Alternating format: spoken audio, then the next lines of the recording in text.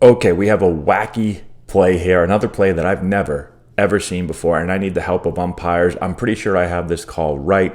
I want to explain the situation. So this is travel baseball, big tournament down in Texas. It's a tie game. We're in the top of the 10th, bases loaded, 1 out. And we're going to get a high fly ball here to the third baseman. So watch it right here. Here's the high pop up to the third baseman. Third baseman's going to come over, make the play.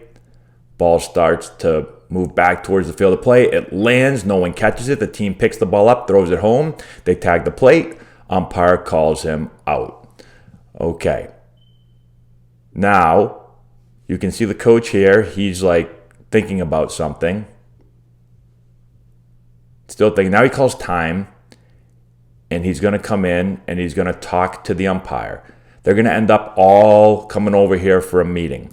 I'll break down what happened. So on the play, no infield fly was called. And let's break down the infield fly rule because this is really, really important. I'm taking this right off the website to make it really, really easy. The infield fly rule in baseball is designed to protect the base runners. It applies when certain conditions are met, preventing the defense from gaining an unfair advantage. Conditions for the infield fly rule: fewer than 2 outs, yes. There must be runners on first and second base or bases loaded, so yes. The ball must be a fair ball, excluding line drives and bunts, yes.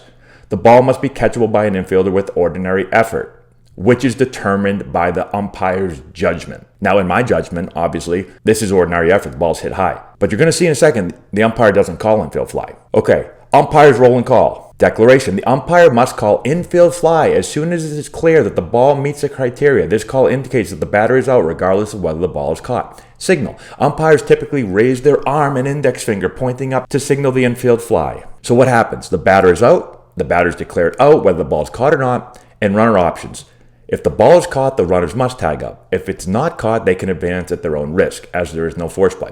So this is what happened. Let's back up again.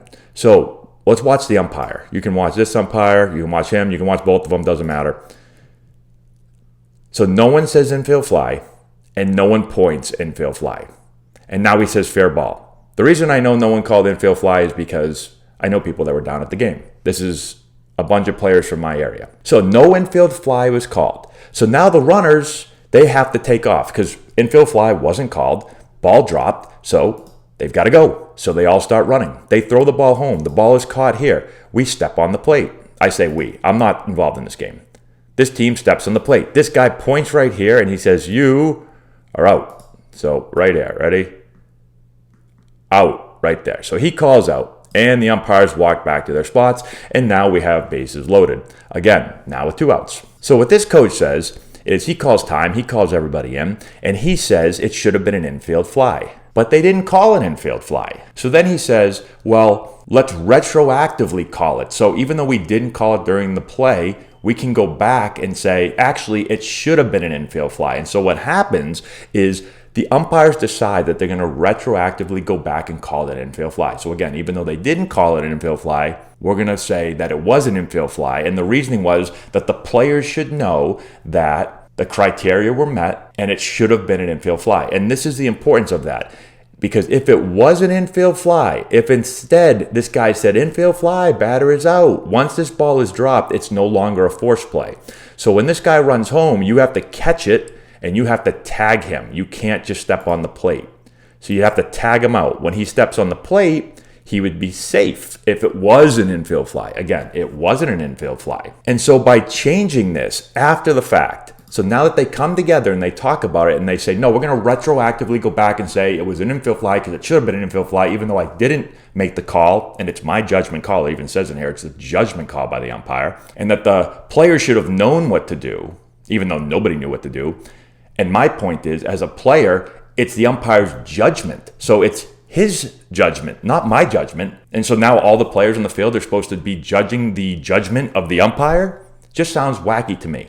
So they award a run here, which in a tie game and extra innings now gives the batting team the lead, and they end up going on and winning the game. So this is the point right here where they change it, right? So you can see the coach right here. He gets super excited. He's clapping, and he starts yelling, run scores, run scores, run scores. This guy's now pointing, saying, the run scores. And so my thing is, first, this is wacky. I've never seen this happen. Secondly, how can we go back and retroactively change an infield fly rule? If you're an umpire, let me know if that's possible. I've never in my life seen an umpire be able to do this. The players are going by your call and your judgment. And if you don't call it, then how do you expect either team to know what to do? So if there's no infield fly called, then the players are going to play the ball like there was no infield fly because there wasn't an infield fly. Again, in the rule book, it says it's the judgment of the umpire. It's his judgment. And if he doesn't call it, then he judged not to call it. Now, I don't think he judged not to call it. I think he just messed up. Either he forgot or the ball's right on the line, so maybe he's looking to see if it's fair or foul. But regardless, what you're supposed to do is once the ball goes up and all the criteria are met, you say infield fly, batter is out.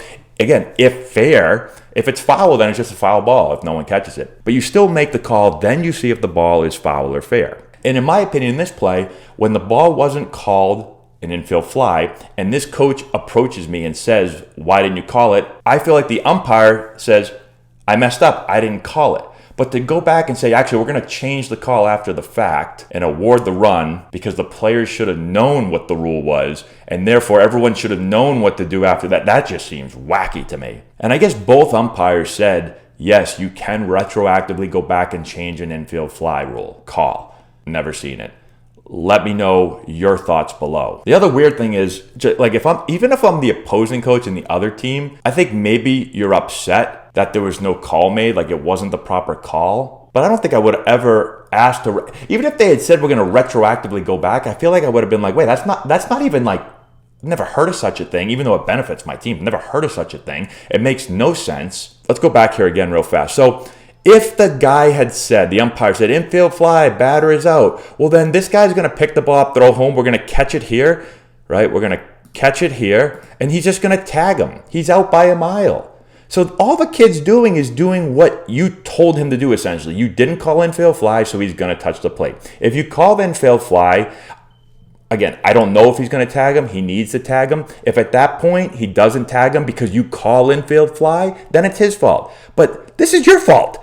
It's not his fault. It's not any of these guys' fault on the field because they're all playing the game the way you called the play. So now to go back and say, you played it the way you were supposed to because of the way I called it, but we're going to change the ruling, it's just mind-boggling to me. I don't understand how this could possibly be a real call. And it just so happened to be at a huge moment in a really big game, and I'm flabbergasted. Anyways, let me know if anyone's ever seen this before, and if you're an umpire, let me know how this should have been handled. Again, my thing is, I take responsibility. I messed up on the call. I didn't call an infield fly rule. We're playing it the way that I called it, which was non-infield fly. I didn't call it. Let me know what you think in the comment section below. Subscribe to the channel, hit the notification, we'll give a thumbs up, all that good stuff. We'll talk to you later.